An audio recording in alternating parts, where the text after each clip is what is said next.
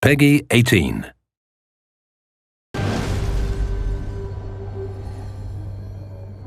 We just had to do Corvo again because we're so nostalgic about the character. First of all, we really wanted to see what Corvo felt like with a voice. Every year, I think the anniversary of Jessamine's death will be easier, but it never is. In Dishonored 2, it's 15 years after the rat plague, after the first game, and Corvo is wondering, how long can I protect my daughter? He's seen a lot, he's still facing these crazy threats to the throne and to the Empire. And so Corvo is like a man reflecting on the winter of his life. He's both the badass supernatural assassin we wanted him to be, and he's very thoughtful. And of course, Corvo is a foreigner. That's part of his character. He's originally from Serkonos. At the start of Dishonored 2, he's on the run from Dunwall Tower. This time he's going down into his native country. He's seeing Serkonos again for the first time in a long time. He's seeing how it's changed under the Duke of Serkonos.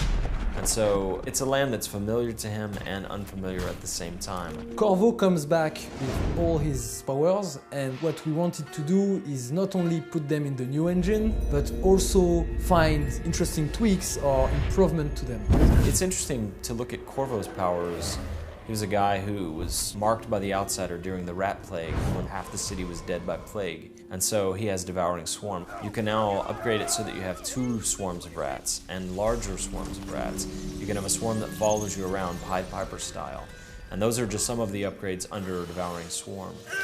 He's also a foreigner. He's from a different place, and he never quite fit in Dunwall. And so he has the power of possession, where he can literally embody someone else and walk around in their skin.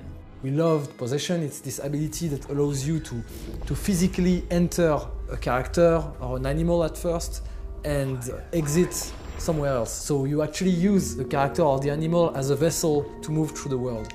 And we added some upgrades that allow you, for instance, to chain hosts. Another cool kind of weird upgrade is that you're now allowed to possess corpses if you choose this upgrade. Suddenly it's not about movement, it's about creating hiding spots for yourself. Each time you knock someone down or you kill him, it becomes a hiding place. One of Corvo's classic powers that fans absolutely love because it's so crazy over the top is bend time. Initially, he has the ability to slow time, and then he can upgrade it so he can stop time altogether. This time we also allow you to spool time forward a little bit. Pressing a button or pulling a trigger, you can allow it to advance a little bit until things get exactly into the position that you want. It's very powerful.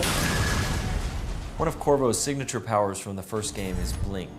It's sort of a short-range teleport. When we were working on the DLC for Dishonored 1, we gave Dowd a kind of a redirective blink that allows you to move out into space, stop time, rotate, and continue your blink back in the direction you came or in another direction. And so we knew that's one upgrade we wanted to add to Corvo for Blink in the new game. And it really does allow players to explore their environment. It's not only about expanding the powers, but expanding them in a way that is fun, that allows for that kind of creative play.